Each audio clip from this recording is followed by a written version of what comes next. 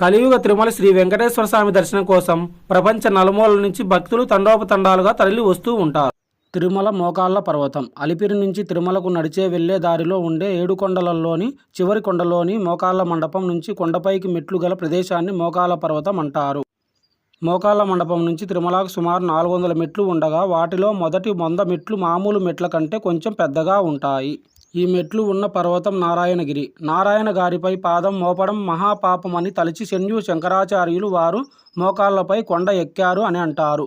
పాదం మోపకుండా మోకాళ్లపై నడిచే పవిత్రమైన నారాయణగిరి కాబట్టి మోకాళ్ళ పర్వతమని స్థల పురాణం చెబుతుంది.